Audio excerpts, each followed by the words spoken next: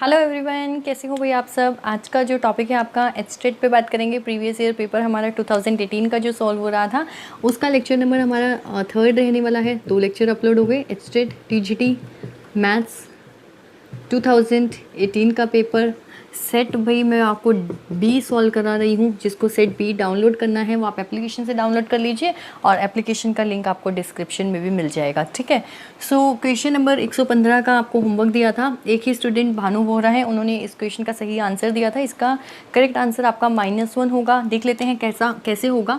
सो -1 इसका correct answer है। एक स्टूडेंट ने दिया है और बाकी सभी ने अभी लग रहा है वो वीडियो देखी नहीं है, कोई बात नहीं, देख लीजिएगा। x + y + z बराबर में दे रखा है हमें 0, तीनों की वैल्यू इक्वल टू 0 और अपने से पूछ क्या रखा है, then what is the value of this. देखो यहाँ पे क्या है x + y, ठीक है, यहाँ पे क्या है y + z, यहाँ पे क्या है z + x। आपका दिमाग क्या चलना चाहिए था कि x + y अगर यहाँ पे है तो हम यहाँ से x + y को क्या निकाल सकते हैं, उधर जाके ले जाएं तो -z हो जाएगा, तो कर दीजिए। x + y मैंने -yz मतलब -z कर दिया। अब y + z को मैं क्या लिख सकती हूँ, माइनस का x। z + x को मैं क्या लिख सकती हूँ, z + x को, तो मैंने लिख दिया माइनस का y। ये हमारा दिमाग चलना चाहिए था पेपर के टाइम पे, ठीक है। सो x y z अब हमें इसकी वैल्यू निकालनी है और बाय में इसकी वैल्यू -z -x -y, तो माइनस माइनस माइनस माइनस तीनों की मल्टीप्लाई है ना। तो देखो x y z तो मैंने ये लिख दिया जो कि कैंसिल आउट होने वाला है ना। x y z सारा कट गया। अब माइनस माइनस अपना प्लस हो जाएगा और प्लस माइनस माइनस, तो यहाँ पे ओवरऑल -1 बचता है, जो कि ये आंसर करेक्ट है। ये हमारा आखिरी क्वेश्चन जो होमवर्क में दिया था उसका है। 116 से बढ़ते हैं, अपने आगे के क्वेश्चंस को देखते हैं। 116। सो देखो अगला क्वेश्चन 116 क्वेश्चन बहुत अच्छा क्वेश्चन था। ट्रिग्नोमेट्री के चैप्टर से लिया गया क्वेश्चन, काफ़ी अच्छा क्वेश्चन है ये। इसके अंदर ज़्यादातर ना बच्चे क्या करते हैं, क्वेश्चन को सॉल्व करे बिना ही ट्रिग्नोमेट्री वाले क्वेश्चंस को देखते ही आंसर 1 लगाने की कोशिश करते हैं। तो ठीक है, कभी कभार 1 हो जाता है, लेकिन अगर कभी कभार वो जो हमारा है वो फेल हो जाए तो अपना 1 आंसर नहीं आता। सो देखते हैं इसका 1 आएगा या नहीं। मोस्टली ऐसा ही करा जाता है कैंडिडेट्स के द्वारा, ट्रिग्नोमेट्री का क्वेश्चन देखते ही 1 लगा के आने की कोशिश में रहते हैं। सो देखते हैं, कोई बात नहीं, इसका आंसर क्या होगा। cos² 45 + थीटा, इसको ऐसे का ऐसे रहने दो, क्योंकि अपने को पता है कि cos² + sin² समथिंग 1 होता है। समथिंग क्या होता ही 1 है, cos² थीटा + sin² थीटा अपना 1 होता है। और यहाँ से अपने को दे रखा है टेंजेंट और टेंजेंट, तो टेंजेंट और टेंजेंट है, तो हम इसको अगर कुछ ऐसा चेंज कर दें कि कॉट कर दें यहाँ पे, तो टेंजेंट और कॉट आपस में एक दूसरे के इन्वर्सली प्रोपोर्शनल होते हैं, तो वो कैंसिल आउट होने के चांसेस होते हैं। सो इसी टाइप से आपको भी दिमाग चलाना है। तो हम यहाँ पे क्या क्या कर सकते हैं, ठीक है। मैंने इसको ऐसे का ऐसे ही लिखा है और प्लस में cos² को मैंने चेंज कर दिया sin² में। cos² को क्योंकि ये cos² में है, ये ऐसे का ऐसे रहने दो। sin² में जब बदला तो sin² में अब कैसे बदलूंगी, 90 - थीटा करना पड़ेगा, तो 90 - 45, अब -45 थीटा प्लस का हो जाएगा, ठीक है। और नीचे टेंजेंट 60 + थीटा मैं ऐसे ही रहने दूँ और इस टेंजेंट को मैं कॉट में बदल दूँ। कॉट में बदलूँगी तो फिर से 90 - थीटा होता है, चेंज करना आता है ना, और प्लस थीटा। तो अब मैं क्या कर दूँ, cos², मैं ब्लैक से ही कर देती हूँ, तो cos² 45 + थीटा ये ऐसे ही रहने दो। प्लस में यहाँ से क्या कर दोगे sin² और यहाँ से कितना हो जाएगा आपका 45 + थीटा, ठीक है। थोड़ा सा वॉइस में प्रॉब्लम लग रही होगी आपको, वैसे ऐसा है नहीं, सुन पा रहे होंगे। सो यहाँ से आपका क्या है, टेंजेंट 60 + थीटा और यहाँ से आपका कितना हो जाएगा कॉट, और यहाँ से आपका कितना हो जाएगा 60 + थीटा। तो यहाँ पे देखो बीच में डॉट है, डॉट का मतलब टेंजेंट, और इसको कोड को जब आप चेंज करेंगे 1 टेंजेंट कर सकते हो, तो हम इसे डायरेक्टली काट भी देते हैं। यहाँ पे cos² something theta means cos² theta + sin² theta, and sin² theta + cos² theta, as you all know that is 1। So that is 1/1 is 1। 1 के साथ भी देखो आंसर आ गया। बहुत बार चांसेस होते हैं इस ट्रिग्नोमेट्री वाले क्वेश्चंस के आंसर 1 आ जाते हैं, लेकिन हर बार ऐसा नहीं होता, ठीक है। अपने यहाँ पे किस्मत अच्छी थी, 1 आंसर आ गया है। बढ़ते हैं आज के अगले क्वेश्चन पे। सो देखिए नेक्स्ट क्वेश्चन आपका फिर से कंपाउंड इंटरेस्ट से नहीं, सॉरी, आपका अब ये डिस्काउंट चैप्टर से है। कंपाउंड इंटरेस्ट, सिंपल इंटरेस्ट नहीं, आपका ये डिस्काउंट चैप्टर से लिया गया क्वेश्चन है, ठीक है। डिस्काउंट के अंदर SP CP और डिस्काउंट सब कुछ आ जाता है, डिस्काउंट, ठीक है। हमारा इसके अंदर सेलिंग प्राइस की, क्या आइटम कितने की खरीदी गई, कितने की बेची गई, क्या उस पर डिस्काउंट था, सभी इसके अंदर पूरे चैप्टर में आ जाएगा। सेलिंग प्राइस पूरा अलग से SP चैप्टर है, SPCP आपका अलग से है, प्रॉफिट लॉस जिसे बोलते हैं कि इतना प्रॉफिट हुआ, इतना लॉस हुआ, कितने पे बेचने पे। अब ये सारे क्वेश्चंस आपको पूरे के पूरे चैप्टर वाइज करा चुकी हूँ मैं, और जिसने भी नहीं देखा एप्लीकेशन डाउनलोड कर लीजिएगा, आपको पूरा कंप्लीट भी देखने को वीडियोस मिल जाएंगी।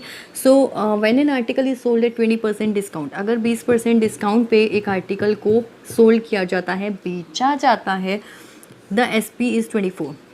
SP अपन का अगर 24 है, SP हमारा है 24, और अपन को क्या दे रखा है, डिस्काउंट दे रखा है 20% का, देन सबसे पहले आपको कोस्ट प्राइस निकालना होगा। कोस्ट प्राइस क्या होता है, सेलिंग प्राइस, और इनटू में आपका 100 बाय में डिस्काउंट। अब यहाँ पे डिस्काउंट के लिए क्या करेंगे, माइनस, सो दैट मीन्स 80। सो आप इसे 8 या 24 30 रुपये, ठीक है। मतलब कि अब इतना लिख लिया आपने, इसको मैं इरेज कर सकती हूँ। तो देखिए कहने का मतलब क्या है, 30 रुपये की आइटम को सेलिंग प्राइस 24 रुपये में बेच देता है, 30 रुपये की आइटम को 24 रुपये में बेच देता है, उस बंदे को 20% का डिस्काउंट मिलता है, छूट मिलती है।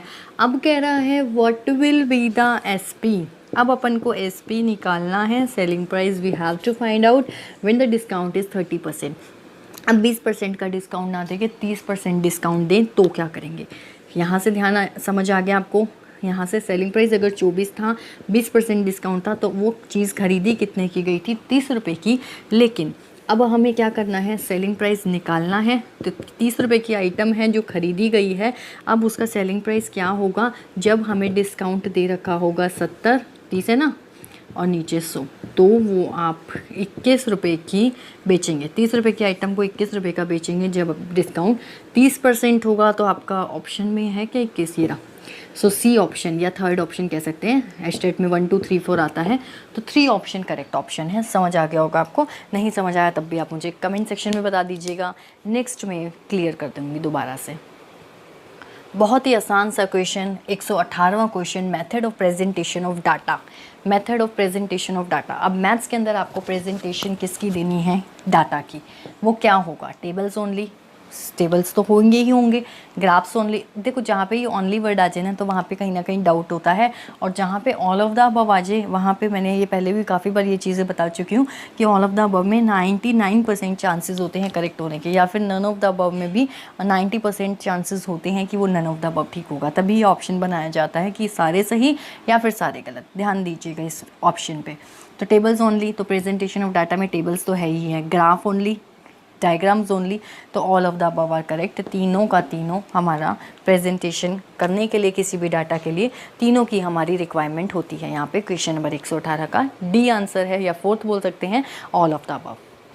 सो देखिए भाई, नेक्स्ट क्वेश्चन, जितना बड़ा क्वेश्चन है ना, उससे इतना सा बिल्कुल इसका आंसर होगा, इतने बड़े क्वेश्चन का। क्वेश्चन को देख के बिल्कुल मत घबराना। और ये आपका जो चैप्टर है, वॉल्यूम एंड सरफेस एरिया वाला चैप्टर, जिसके अंदर आपको कोन के, स्फीयर के, सिलेंडर के, क्यूब के, क्यूबॉइड के, और कितने सारे टाइप के आपको क्वेश्चंस और फॉर्मूलेस कराए थे।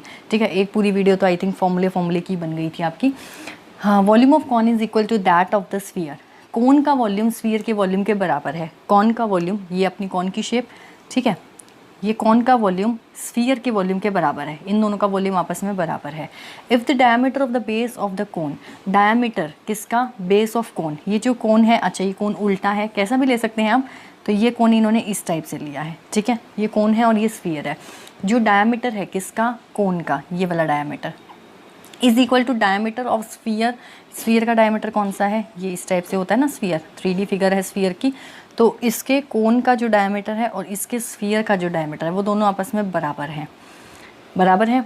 तो what is the ratio of the height of cone. Height of cone, इस कोन की हाइट का रेशियो निकालना है किसके साथ, इस स्फीयर के डायमीटर के साथ, H/D निकालना है। पहले क्वेश्चन को समझा करो, क्वेश्चन क्या कह रहा है। क्वेश्चन समझ आ गया हमें, क्वेश्चन में क्या कह रहा है। ये दोनों चीज़ों को हमें दे रखा है, इसके डायमीटर को स्फीयर के डायमीटर से बराबर बता रखा है।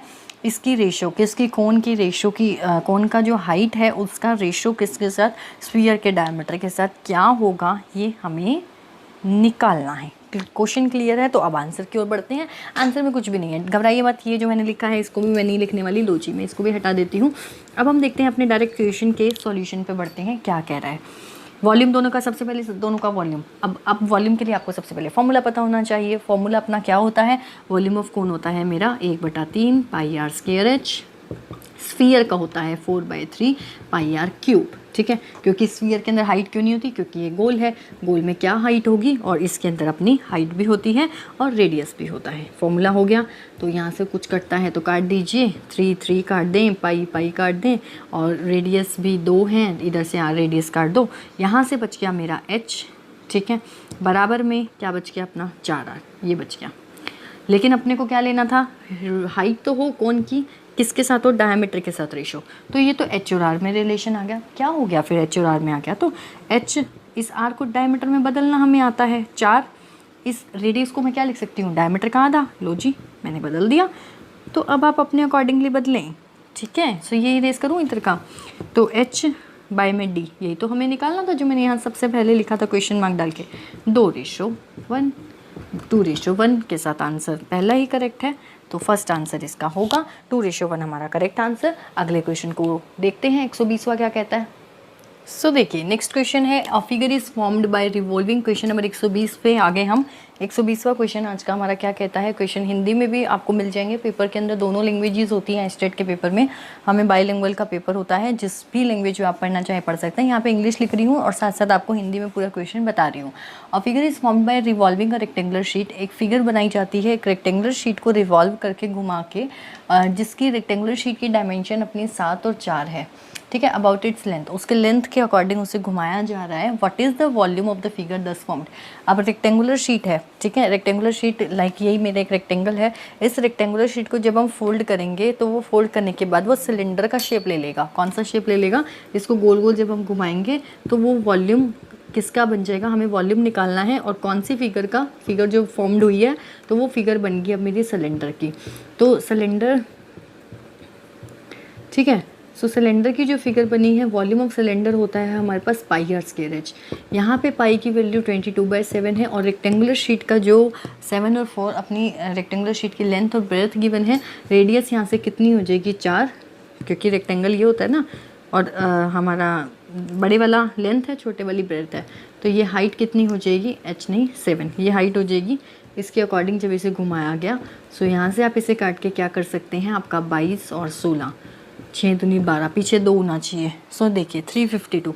देखो अब इसकी इतनी बड़ी कैलकुलेशन आपको लगे कि यार 22 और 16 का मल्टीप्लाई करके देखें आंसर आएगा या नहीं आएगा।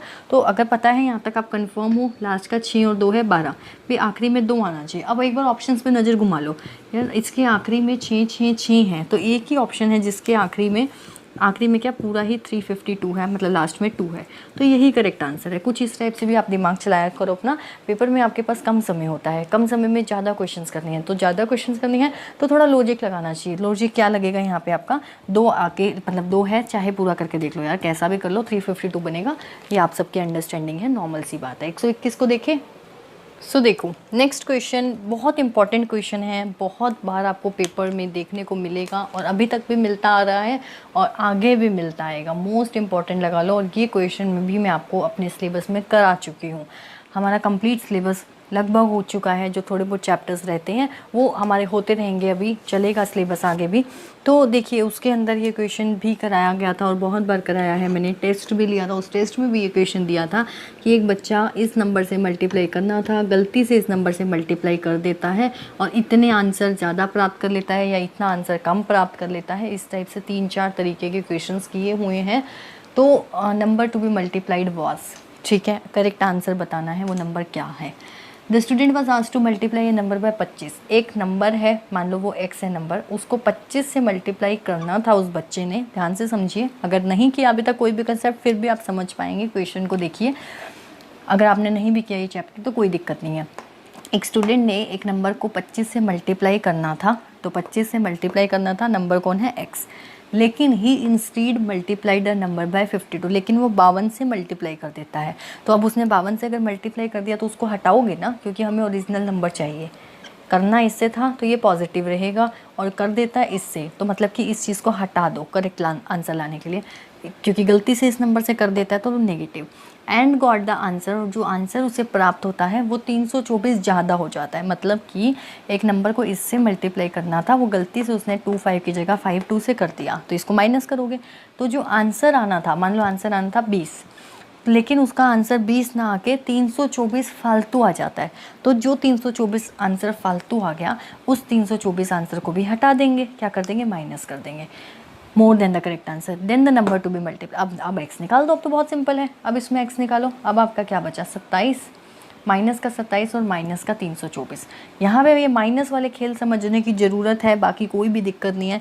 जहाँ पे गड़बड़ करते हो माइनस में करते हो, यहाँ पॉजिटिव दे दोगे तो आप सोचोगे यार ये नेगेटिव कैसे आ रहा है, आंसर नेगेटिव में नहीं आएगा, कोई ऑप्शन में ही नहीं है, तो गड़बड़ होगी तो बस यहाँ होगी, नहीं तो नहीं होगी। इसको आगे कट कर लो, 324 को 27 से किस पे जाएगा, ये आपका 3 पे काट के देख लो, या फिर पूरा आता है तो पूरा काट लो। 9 और आपका 2, 12 है ऑप्शन में, 12 पहला ही ऑप्शन है। सो यहाँ से आप तो कैलकुलेशन वर्क है, यहाँ आप खुद भी कर लेंगे। क्वेश्चन की मतलब को समझो, लाइनों को समझो कि यहाँ पे कहाँ पे क्या क्या चेंजेस करने हैं अपने को। 122 देखो भाई, आज का अगला क्वेश्चन 122वां क्वेश्चन, फिर से एक अच्छा क्वेश्चन आप सबके सामने आया पेपर में, टीजीटी के पेपर में। कुछ क्वेश्चंस अब अच्छे लेवल के आने लग गए हैं, कुछ हैं जो बहुत आसान आते हैं, लेकिन कुछ एक है कंसेप्ट बेस्ड है। तो ये कंसेप्ट बेस्ड क्वेश्चन था, अच्छा क्वेश्चन लगा मुझे। The equation whose roots are twice, जिसके रूट्स जो हैं वो 2 गुने हैं, ट्वाइस हैं। तो मैंने मान लिया कि इसके जो रूट्स हैं वो हम ऑटोमेटिकली ए और बी मानते हैं, ए और बी हैं, लेकिन वो कह रहा है 2 गुने हैं, तो मैंने रूट्स लिए 2a और 2b। ठीक है, नो प्रॉब्लम एट ऑल, यहाँ तक कोई भी दिक्कत नहीं। जो मैंने 2 रूट्स मानने थे, मैंने 2a और 2b ले लिया। 2 गुने हैं क्योंकि a और b लेते थे, ट्वाइस हो गया। ठीक है, अब हमें दे रखा है x² - 2x + 4, एक इक्वेशन भी तो दे रखी है, roots of the given equation. इस इक्वेशन के ये 2 रूट्स हैं, 2a और 2b। अच्छा, यहाँ से अब आपको एक चीज़ पता होगा, सम ऑफ रूट्स क्या होता है। सम ऑफ रूट्स की बात करें और प्रोडक्ट ऑफ रूट्स की बात करें तो ये 2 चीज़ें आप सबको पता होनी चाहिए प्रोडक्ट ऑफ रूट्स की। सम ऑफ रूट्स होता है हमारा -b/a, -b/a यहाँ पे कितना हो जाएगा, -2/1, सो दैट मीन्स 2। प्रोडक्ट कितना हो जाएगा, c/a, दैट मीन्स 4। ये चीज़ भी क्लियर। यहाँ से 2 रूट्स कौन हुए, ट्वाइस, मतलब 2 गुने, 2a और 2b मान लिया मैंने a और b की जगह। यहाँ से मेरा सम ऑफ रूट्स आ गया 2, और यहाँ से मेरा प्रोडक्ट ऑफ रूट्स आ गया 4। यहाँ तक कोई दिक्कत नहीं। आगे देखें, कह रहा है हमें वो इक्वेशन बतानी है जिसके ये रूट्स क्या हों, सेटिस्फाई करें। तो इन चारों में से कौन सा ऑप्शन करेक्ट होगा। तो देखो, अब जब हमें पता है 2 रूट्स कौन है, 2a और 2b। अब 2a और 2b का जब सम करोगे, सम ऑफ रूट्स निकालोगे, तो यहाँ से 2 कॉमन और a + b, और अपने को पता है a + b sum of roots कौन है, 2, मतलब कि 4। यहाँ से अपने को जब 2a और 2b का गुना करना है तो 2 दूनी 4, साथ में a और b का मतलब है प्रोडक्ट ऑफ रूट्स। ये सम है ना, a + b, और ये प्रोडक्ट है a b, अल्फ़ा बीटा लिखते हो जो भी लिखते हो आप, और अपना 4, तो 4 और 4 16, ये आ गया। ये आ गया sum of roots 4, product of root 16। फिर से उस इक्वेशन में डाल दो, जैसे इस इक्वेशन को सॉल्व किया था हमने यहाँ, ऐसे ही अब इस इक्वेशन को क्या लिखेंगे, x², 4x हमारा क्या है, सम ऑफ रूट्स माइनस में, प्रोडक्ट ऑफ रूट्स प्लस में, बराबर में 0। ये ऑप्शन कौन सा करेक्ट है, ये गया, ये गया, ये चौथा होगा, ये भी गया। ठीक है, मैं इसका एक बार आंसर करेक्ट चेक कर देती हूँ। बिल्कुल ठीक है, इसका चौथा आंसर करेक्ट आंसर है, x² - 4x + 16। समझ आ गया होगा। सम ऑफ रूट्स ट्वाइस लिया, 2 गुना, 2a और 2b ले लिया। सम ऑफ रूट्स नहीं, हाँ, whose equation of the roots are, और उसके बाद जो इन दोनों का सम ऑफ रूट्स आएगा, प्रोडक्ट ऑफ रूट्स आएगा, वो 2 और 4 आएगा, और 2 और 4 से अपने को इक्वेशन निकालनी है। बहुत सिंपल सा क्वेश्चन था ये वाला। सो देखो, ये अपना जो अगला क्वेश्चन है, इसकी मैं साथ साथ आपको हिंदी भी बता देती हूँ क्या लिखा हुआ है। इफ़ फॉर ए ट्राइंगल, एक ट्राइंगल है, radius of circum circle is double the radius of inscribed circle. बिल्कुल आपकी एज इट इज़ आपकी 10th क्लास के अंदर एक थ्योरम आती है, वो थ्योरम का डायरेक्ट रिजल्ट था कि ये जो ट्राइंगल है हमारी इक्विलेटरल ट्राइंगल है। ठीक है, तो रेडियस ऑफ, इसकी हिंदी सुनिए, यदि किसी त्रिभुज, यदि किसी एक ट्राइंगल है, यदि किसी त्रिभुज के लिए उस त्रिभुज के परिवृत्त की त्रिज्या उसके अंतर्वृत्त मतलब अंदर का इन सर्कल की त्रिज्या की दुगनी हो तो निम्नलिखित में से कौन सा ठीक है। तो वो इक्विलेटरल ट्रायंगल होता है जिसकी तीनों साइड आपस में बराबर होती हैं। तो ये हमारा क्या है, इफ फॉर ए ट्रायंगल, एक ट्रायंगल के लिए radius of circum circle is double the radius of inscribed circle. Radius of circum circle, उसके अंदर का जो सर्कल है circum circle is double the radius of inscribed circle. तो हमारा कौन सा करेक्ट होगा, इसका आपका डायरेक्ट आंसर ये आ जाएगा। तो कौन सा नंबर है, तीसरा, थर्ड आंसर इसका करेक्ट आंसर होगा। ये आपका पूरा रिजल्ट है, सीधा सीधा वो जो ट्रायंगल होगा वो हमारा इक्विलेटरल ट्रायंगल होगा, रिजल्ट है ये। सो देखिए नेक्स्ट क्वेश्चन हमारा क्या है, 124 123 का अगर आपको डायग्राम में बनाना है आप डायग्राम में बना सकते हैं। ये जो अपना ट्रायंगल था, वो जो इससे पहले वाला क्वेश्चन किया ना उसमें मैंने डायग्राम शायद नहीं बनाया ना, तो ये देखिए ये इस टाइप से डायग्राम होगा, ये हमारा इसके बाहर का सर्कल और ये इनस्क्राइब अंदर का सर्कल, तो ये जो ट्रायंगल होता है इसके तीनों की इक्विलेटरल ट्रायंगल है, मतलब तीनों के तीनों साइड बराबर है। लिख लेना, उसका डायग्राम बनाना हो तो आप बना लेना, ठीक है। वैसे वो प्रॉपर्टी है, डायरेक्ट याद कर लें तो ज़्यादा बेटर होता है, बाकी फिर भी पता होना चाहिए डायग्राम बनता कैसे है।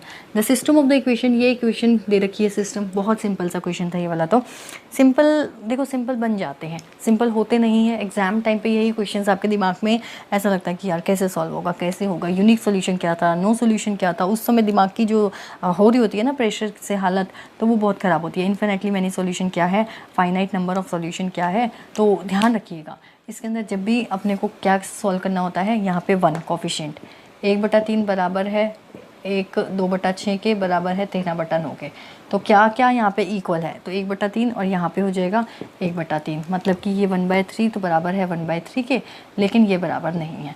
तो जब ऐसी कंडीशन आती है A1/A2, A1/B1 लगा लो, या A1/A2 equal to B1/B2 is not equal to C1/C2, तो ये हमारी कंडीशन नो सॉल्यूशन की होती है, ठीक है।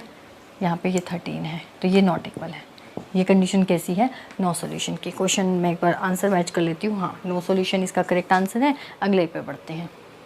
देखिए भाई नेक्स्ट क्वेश्चन क्या है हमारा, क्वेश्चन नंबर 125 अपना स्क्रीन पे आ चुका है। क्वेश्चन देखिए क्या है। सबसे पहले क्वेश्चन को समझना बहुत ज़रूरी है, क्वेश्चन नहीं समझोगे तो आंसर नहीं हो पाएगा। AD is the diameter of a circle. सबसे पहले आपको एक सर्कल बनाना होगा। लो जी, यहाँ पे मैंने बनाया एक सर्कल, AD अपना दे रखा है डायमीटर। लो यहाँ पे मैंने एक लाइन खींची जिसका नाम दिया मैंने A और इसका नाम दिया मैंने D। AD is the diameter, ठीक है, बना दिया of a circle. And AB is a code. Code क्या होती है, एक रेखा है AB। A से हमने एक ये लाइन बनाई जिसको हमने कोड बोला और इसको नाम दिया हमने B का। इफ़ AD इज़ 34, ये AD अब बीच में कोई हमारा क्या है, केंद्र बिंदु, सेंटर पॉइंट भी है। सेंटर पॉइंट से क्या कह रहा है, if AD is equal to 34, ये पूरा अगर 34 है, बीच में सेंटर पॉइंट है, तो अगर मैं इसको आधा आधा कर दूँ तो मैंने इसको 17 कर दिया, क्योंकि पूरा डायमीटर अपने को कितना दे रखा है, 34। AD पूरा डायमीटर है ना, AD पहली लाइन में दिया है डायमीटर है। डायमीटर का मतलब कंप्लीट सर्कल के जो बीच के पार्ट की कंप्लीट लाइन है, और AD पूरा दे भी रखा है 34। तो ये सेंटर पॉइंट मैंने मान लिया O, तो यहाँ से AO मेरा कितना हो जाएगा 17, क्योंकि ये रेडियस है। फिर से AOD कितना हो जाएगा 17, तो पूरा 34 हो गया डायमीटर और इसका आधा रेडियस होता है। AB हमें दे रखा है 30, AB है 30, तो इसका आधा जब हम लेंगे तो कितना काम करेगा, यहाँ से ये 15 का और फिर यहाँ से ये भी 15 का, ठीक है। Then the distance of AB from the centre, इस AB के सेंटर से डिस्टेंस को आपको निकालना है। From the centre of the circle, circle के सेंटर से AB का डिस्टेंस निकालना है, इज़ इक्वल टू क्या होगा, ये जो हमें दे रखा है A से B तक, AB फ्रॉम द सेंटर, इसने कहा है then the distance of AB, ये B पॉइंट आपका AB हमें 30 है और डिस्टेंस निकालना है AB from the centre of the circle, ठीक है बिल्कुल। सो यहाँ से ये जो पॉइंट है आपका ये वाला, और ये यहाँ से कितना आ जाएगा, यहाँ से परपेंडिकुलर, ठीक है। तो यहाँ से आपको क्या निकालना है, इस पॉइंट का डिस्टेंस बोल रहा है यहाँ तक, इस पॉइंट का डिस्टेंस जो ये परपेंडिकुलर डिस्टेंस है ये आपको निकालना है। तो यहाँ से ध्यान से क्वेश्चन को समझिएगा। From the centre of the circle is equal to कितना होगा, ये है अपना 17 और ये है 15। यहाँ से अगर आपकी पाइथागोरस लग जाए तो बात बन जाए। यहाँ से A और 17 का स्क्वायर कितना होता है 289, फॉर्मूले आपको पता होने चाहिए। 17 का स्क्वायर 289, और यहाँ से आपका 15 का स्क्वायर है हमारा 225, और यहाँ से आपको निकालना क्या है, लास्ट वाला पार्ट। सो अपना लास्ट वाला पार्ट क्या है, जो भी x है समथिंग, और 289 माइनस 225 आपका यहाँ से कितना हो जाएगा, और 225 64 बना। सो अगर आप ये यहाँ से निकालें, पाइथागोरस में हम क्या करेंगे, 17 का स्क्वायर और माइनस में आपका यहाँ से 15 का स्क्वायर 225, तो ये आपका यहाँ से आ जाएगा ना लास्ट वाला AB, जो भी आपको यहाँ पे निकालना है, ठीक है। सो ये हो गया 64, और आपका यहाँ से A से B का स्क्वायर, एक सेकेंड वेट कीजिएगा, यहाँ पे AB का स्क्वायर जो है 8 हो जाएगा। तो ये तो आपका डायरेक्ट ट्रिपलेट से भी आ रहा है 8, 15 और 17 का। सो इसके अंदर आपका AB फ्रॉम द सेंटर आपको निकालना है ना। क्वेश्चन सही लिखा है भाई मैंने, एक बार क्वेश्चन देख लेने दो। AB then the distance of AB from the centre of the circle is equal to, बिल्कुल ठीक है, कोई दिक्कत नहीं है क्वेश्चन में। यहाँ से कह रहा है आपको ये जो डिस्टेंस है ये निकालना था, है ना। इसको आप कोई भी नाम दे दीजिए। सो यहाँ से आपका ये कितना हो जाएगा, इसका स्क्वायर प्लस इसका स्क्वायर माइनस इसका स्क्वायर और इसका स्क्वायर। तो यहाँ से ये 64 आएगा और इस 64 का जब आप रूट करेंगे आपका 8 आंसर आ जाएगा। 8 के साथ मेरा पहला आंसर करेक्ट है। ठीक है, क्लियर हो गया होगा आपको। नहीं क्लियर तो आप भी कमेंट सेक्शन में बता देना, अगले क्वेश्चन में फिर से क्लियर करा दूँगी। वैसे इसमें कुछ है नहीं और ये क्वेश्चन बहुत बार रिपीट हुआ है, बहुत बार आपका ये क्वेश्चन रिपीट हुआ है। बहुत आसान है, कोई भी दिक्कत नहीं है। यहाँ से सेंटर लेंगे, ये आपका डिस्टेंस डायमीटर है और डायमीटर का आधा हो जाएगा आपका 17 दो पार्ट में डिवाइड हुआ। ये आपका 2018 का पेपर है ना, 2017 का पेपर उठा के देखना, सेम क्वेश्चन 2017 में भी रिपीट है। तो जिसने 2017 के पेपर को अच्छे से किया होगा, अभी कराऊंगी 2017 का पेपर करेंगे तब भी आएगा ये क्वेश्चन। तो 17 का जिसने पेपर देखा होगा तो वो 18 में नंबर नहीं कटवा के आया होगा। ठीक है, हो गया हमारा 17 और ये जो आपकी लाइन है कोड की ये 30 थी तो ये 15 और ये चीज़ आपको निकालनी है। ठीक है, इसका स्क्वायर माइनस इसका स्क्वायर, ये वाला स्क्वायर आ जाएगा। सो 8 इज़ द करेक्ट आंसर। देखो नेक्स्ट क्वेश्चन है, अच्छा क्वेश्चन था फिर से ट्रिग्नोमेट्री का। ट्रिग्नोमेट्री का भी मेजर रोल रहता है भी एचटेट के पेपर में। वही है, एग्जामिनर का पैटर्न कुछ नहीं पता, एग्जामिनर जहाँ से क्वेश्चंस पूछना शुरू कर देना वहाँ से कर ही देता है। ट्रिग्नोमेट्री का एक क्वेश्चन पहले आया, एक क्वेश्चन अब आ गया। क्वेश्चन क्या है, क्वेश्चन अच्छा था, ठीक लेवल का क्वेश्चन है। पी अब बहुत सिंपल तो देगा नहीं कि आप ये बता दो कि science square plus cos square क्या होता है। हाँ, बच्चा बता देगा 1 होता है। इतना आसान तो देगा नहीं पेपर में, एग्जामिनर इतना बुद्धू नहीं होता कि इतना सिंपल क्वेश्चन दे दे। क्वेश्चन दिया है टेंजेंट स्क्वायर एक्स प्लस में कोट स्क्वायर एक्स और विच of the following is correct. इसमें से कौन सा सही है, पहले 4 ऑप्शंस में से पहला दूसरा तीसरा चौथा कौन सा सही है। तो यहाँ से हमें इसका कुछ भी लगा लो, हमें कैसा भी करेंगे हम पी को नहीं बता पाएंगे कि वो बराबर है 2 के वो बराबर है 1 के, वो बराबर है या ग्रेटर देन है या स्मॉल है या कैसा है, ग्रेटर देन इक्वल टू है, small less than equal to है। हम कुछ नहीं बता पा रहे इस कंडीशन से, क्योंकि यहाँ पे अभी आपको कुछ वैल्यू पर्टिकुलर गिवन नहीं है ना। तो यहाँ से क्या कीजिए, ये हमें पी गिवन है, यहाँ भी लिखा है इसलिए मैंने यहाँ इरेज कर दिया। एक हमें ये चीज़ पता है कि जो AM है वो ग्रेटर देन होता है GM के। अब आप कहेंगे ये क्या है, अर्थमेटिक मीन और ज्योमेट्रिक मीन के बारे में सभी ने सुना होगा। अर्थमेटिक मीन क्या होता है, कोई भी जैसे 2 नंबर है मान लो A और B, उन दोनों का सम बाय 2 होता है। और ज्योमेट्रिक मीन क्या होता है, उन दोनों का मल्टीप्लाई का अंडर रूट होता है, स्क्वायर रूट बोल सकते हैं। अर्थमेटिक मीन 2 नंबर्स का A और B का A + B/2 होता है और इसी AB का अगर ज्योमेट्रिक मीन हो तो वो अंडर रूट AB होता है। अब आप कहेंगे इसमें कैसे यूज़ करना है, तो करके देखते हैं। आंसर आना चाहिए हमारा यूज़, तो कैसे भी हम कर लें। हमें पता है arithmetic mean greater than equal होता है ज्योमेट्रिक मीन से, बड़ा होता है। ठीक है, सो अर्थमेटिक मीन यहाँ से क्या लोगे, जो टेंजेंट स्क्वायर एक्स है और कोट स्क्वायर एक्स है के बाय में 2 करोगे A + B/2 जो मैं लिखवा रही थी अभी। ज्योमेट्रिक मीन क्या होता है, टेंजेंट स्क्वायर एक्स और कोट स्क्वायर एक्स, इन दोनों का मल्टीप्लाई का अंडर रूट। टेंजेंट और कोट आपस में कट गया, जब टेंजेंट और कोट आपस में कट गया तो 1 बचा, 1 का स्क्वायर रूट 1 ही होता है, यहाँ आ गया 1। Tangent square plus coat square क्या है मेरा P, इसकी वैल्यू सब्सटीट्यूट करा दो P/2। तो P/2 जैसे ही सब्सटीट्यूट कराया 2 भाग गया ऊपर, करेक्ट आंसर हो गया सेकंड। ठीक है, कोई भी प्रॉब्लम नहीं होनी चाहिए, बहुत सिंपल तरीके हैं इस क्वेश्चंस को सॉल्व करने के, लेकिन फिर भी बच्चों के HTET और CTET अभी तक क्वालिफाइड नहीं है। कुछ भी पेपर में जान नहीं है, HTET CTET निकालना कोई बड़ी बात नहीं है। तो यहाँ तक आप देख सकते हैं, यहाँ पे हमारा क्वेश्चन नंबर 126 की एंडिंग होती है। अगला देखते हैं क्वेश्चन नंबर 127। सो देखिए अगला क्वेश्चन है बहुत मजाकिया क्वेश्चन, बहुत ही मतलब फ़नी क्वेश्चन आप बोल सकते हैं। इस क्वेश्चन का नाम दे दें तो फ़नी क्वेश्चन है भैया, सरकमफ्रेंस। लेकिन हाँ, अभी भी बहुत से बच्चे ऐसे हैं जिनको फॉर्मूले नहीं आते। मेरे लिए फ़नी है और आप सब में से भी कितनों के लिए हो सकता है फ़नी, लेकिन कितनों के लिए भयंकर क्वेश्चन भी हो सकता है। अब आप कहेंगे भयंकर कैसे, भाई भयंकर उनके लिए है जिनको फॉर्मूलेज नहीं आते, जिनका ये सेक्शन वीक है। बहुत से बच्चे ऐसा मैं एक नहीं, ऐसे में बहुत सारे बच्चों का नाम ले रही हूँ यहाँ पे जिनका ये वाला सेक्शन इतना वीक है और मुझे खुद से कमेंट्स करके बोलते हैं कि इनके फॉर्मूले लर्न नहीं होते, इनका मतलब वॉल्यूम एंड सरफेस एरिया का कंसेप्ट नहीं समझ आया आज तक। तो भाई देखो उनके लिए थोड़ा सा मुश्किल होगा ये क्वेश्चन, अदरवाइज इस क्वेश्चन में कुछ भी बच्चा सा क्वेश्चन है, कोई जान नहीं है। सरकमफ्रेंस ऑफ 2 सर्कल्स, 2 सर्कल के सरकमफ्रेंस का आप सबसे पहले तो आपको फॉर्मूला पता होना चाहिए। क्या क्या पता होना चाहिए, एक तो सरकमफ्रेंस और दूसरा अपने को देना है एरिया। ठीक है, सरकमफ्रेंस और एरिया 2 फॉर्मूले इसके अंदर आपके इंपॉर्टेंट है जो आपको पता होने चाहिए थे। सरकमफ्रेंस ऑफ सर्कल होता है 2πr और हमें दे रखा है 2 सर्कल का जो सरकमफ्रेंस है इस रेशो में है, तो 2 पाई आर और 2 पाई आर। अब आप इसे डिफ्रेंशिएट कैसे करेंगे, तो R1 और R2 कर दें, क्योंकि 2 पाई कटने वाला है और R लिखा तो R भी कट जाएगा, बचेगा क्या, तो 2 पाई कट गया, R1 रेशो R2 आ गया, मतलब कि R1 रेशो R2 आ गया 2 और 3, ठीक है। यहाँ पे इसको भी हटा दूँ। अब हमें दे रखा है रेशो निकालना है उनके एरियाज़ का। एरिया क्या होता है किसका, सर्कल का, सर्कल का सरकमफ्रेंस लिख लिया हमने फॉर्मूला, एरिया होता है पाई आर स्क्वायर। भाई क्या होता है पाई आर स्क्वायर ना, circumference of circle 2 pi r, circumference की बात करें तो होता है 2 पाई आर, एरिया की बात करें तो होता है पाई आर स्क्वायर। इसीलिए बार बार दोहरा रही हूँ ताकि आपके सीधा दिमाग में फिट हो जाए जिनको याद नहीं है। फिर पाई आर स्क्वायर और R1 और R2 ले लो, कट गया, R1 स्क्वायर 4, R2 का स्क्वायर 9, 4 और 9 के साथ ये आंसर है। था ना बड़ा मजाक सा क्वेश्चन, तो 9। ऐसे ही मजाक से क्वेश्चन आपके पेपर में भी आएंगे और तब भी आप सभी बच्चों में से बहुत सारे बच्चे गलतियां करके आते हैं और एसटेट भी क्वालिफाई नहीं कर पाते। देखते हैं 128वां क्वेश्चन।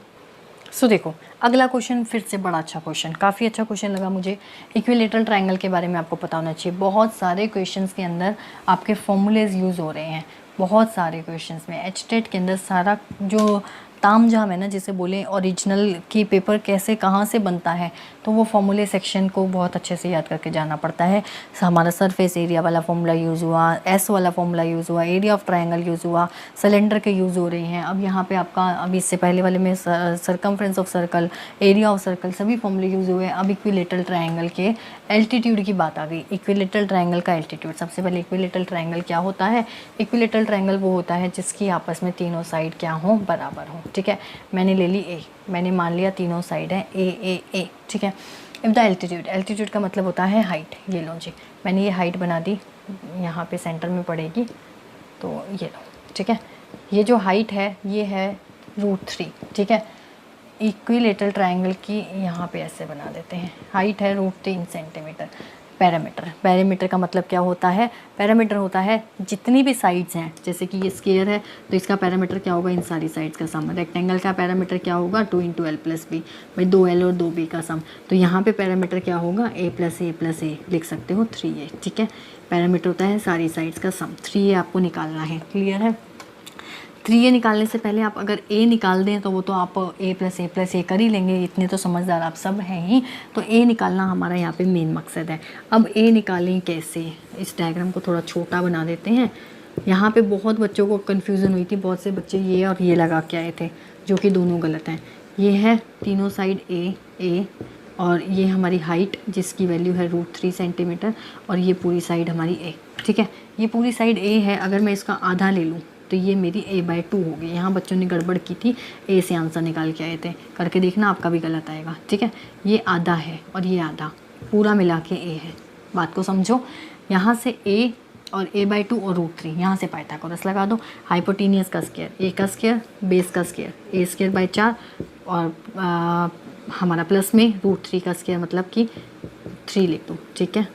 यहाँ पे ये माइनस गया तो इधर जाके जब ये माइनस जाएगा, -a² 4 और यहाँ से आपका आ जाएगा 3a², सीधा लिख दूँ 3a² 4 और यहाँ से 3 से 3 गया, a² आ रहा है 4 के बराबर, तो a आ रहा है मेरा 2।